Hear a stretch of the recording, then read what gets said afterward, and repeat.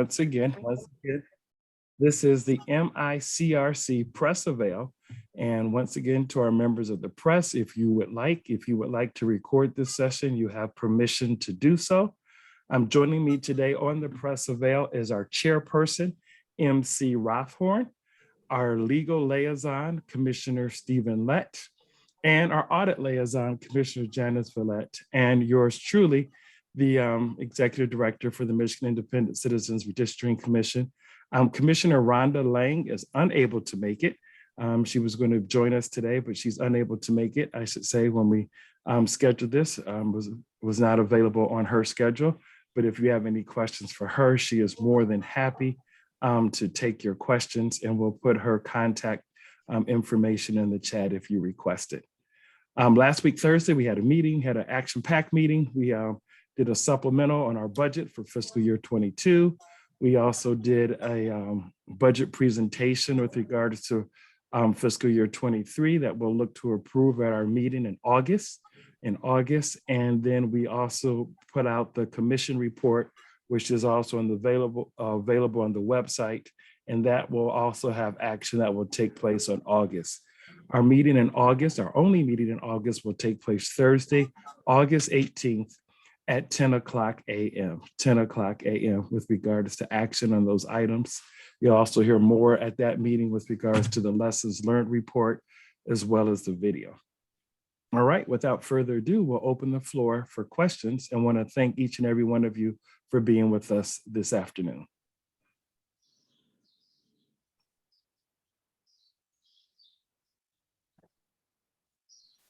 Thanks, Edward. Can we just come on in with questions or? Sure. Beth, welcome, Detroit News. This is Beth LeBlanc with the Detroit News. I guess first off, I know you guys were looking at a budget presentation for next year, including like salaries for the commissioners for the next year. My understanding was that and I might be wrong about this, but my understanding was that the legislature's budget included like money to cover the legal expenses that the commission had asked for supplemental for, but that there wouldn't be ongoing funding and that none of the budgets included ongoing funding for the commission because its work is done. Is that your understanding as well, or do you plan to ask for more? No, it was shared with us that we could submit a supplemental with regards to fiscal year 23. And that's the process the commission is doing right now. We had a draft presentation at our meeting on Thursday. We'll vote for it on August 18th and request a supplemental like we were requested to do so, asked to do so. Just a follow-up question then. I guess at this point, meeting once a month, not having the final report to go over anymore, and with most of the work occurring in the courts from this point forward, why is it necessary to continue funding for commissioner pay? Well, we have a constitution that requires the commission to stay together as long as we have pending litigation. And as you already know, we do have pending litigation. You do know we also have a dormancy discussion, Beth, that the commission is considering with regards to one way of reducing its funds. And as you see, as you saw in the budget that was presented on Thursday, there was a draft budget for a reduction in salary. But the Constitution, in terms of the way it was written, and that's why the commission is still in operation because there is pending litigation. But also, like we said before, we do have a dormancy discussion to put in place for the commission's consideration, as well as the draft budget, so that we are in alignment with the Constitution. When is that dormancy decision going to be made? I think after the pending litigation is resolved would be the best bet for that. But we have Commissioner Lett, Commissioner Rothhorn, and Commissioner Villette that can also speak to that as well. I can touch on that. The dormancy discussion is ongoing. There have been some suggestions made as to what to do. Clearly, as long as the litigation continues, and we anticipate in discussing it with the attorneys that could be anywhere from 1 to 2 more years from now. So we're not particularly under any pressure to make the final decision, but that's going to be an ongoing discussion with the commission, working through that process and developing policies. Beth, did that answer your question?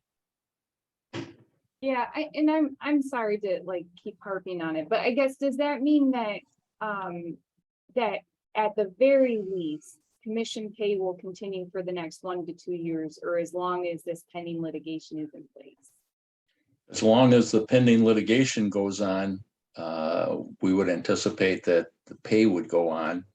At what level, we will be discussing that issue also. So as you have so adroitly looked at it,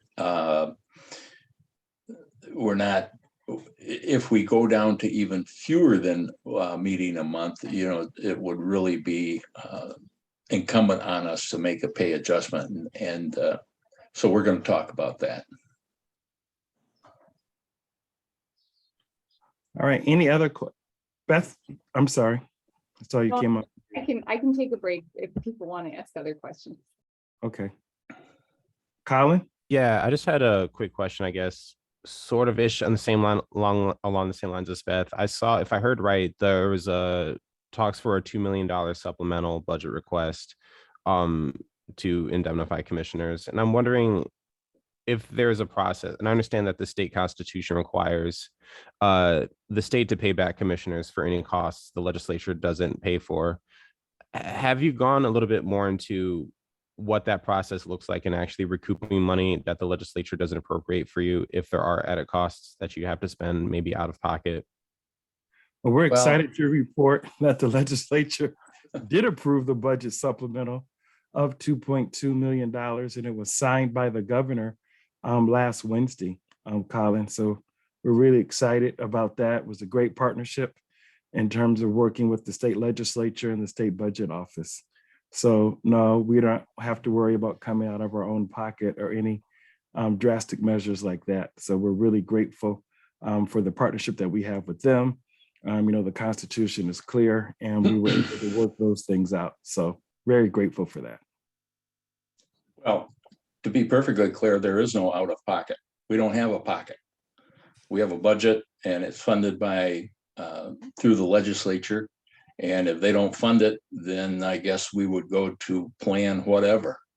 But we rely upon the budget as set forth in the Constitution. So if we don't have the budget, we don't have the money, and whatever bills come up don't get paid unless and until the legislature appropriates the money and the governor signs the budget for us.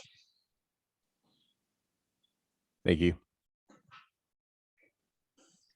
Any other questions? Yeah, kind of on a different topic. I read through some of the commission report that was posted, I think either Thursday or Friday, and I saw the dissenting report from Commissioner Zatella, and this is for any of the commissioners who are on the call today.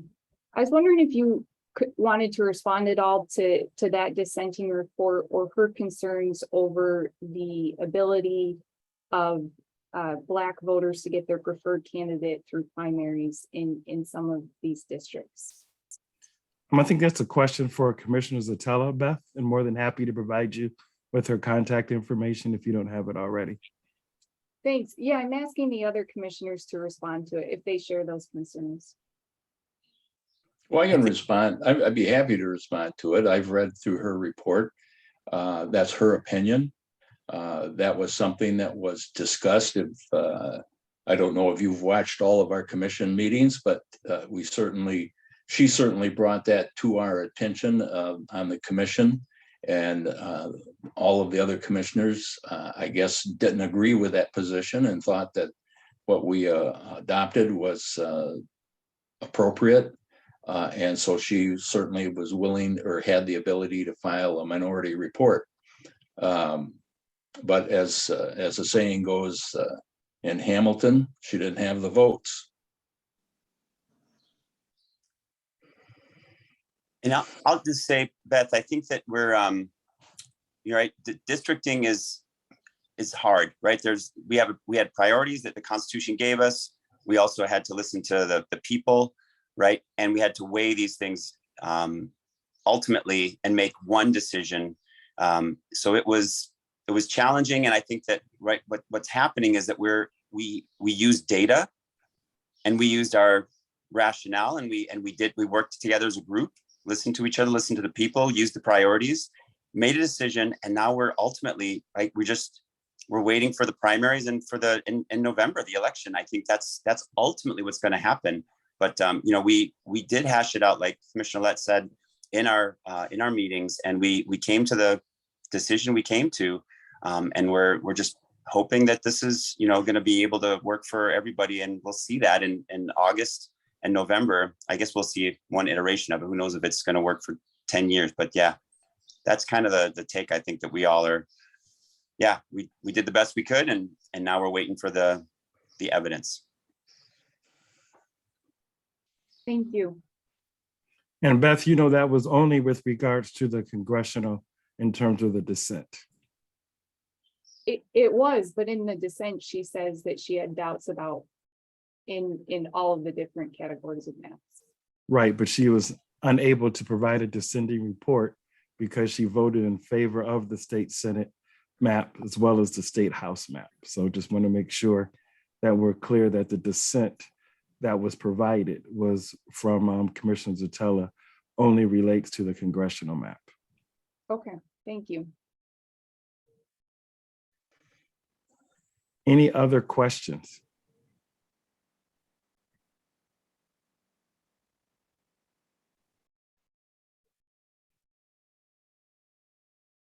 All right. Well, we want to thank the members of the press and the public for tuning in to our Michigan Independent Citizens Redistricting Commission press avail for this Monday, July 25th. As a recap to our meeting on Thursday, July 21st, we'd like to thank each and every one of the outlets that are here representing the various news agencies across the state, and appreciate your willingness to get the information out regarding the activities of the Michigan Independent Citizens Redistricting Commission. Have a great afternoon, and once again, thanks for participating. Goodbye.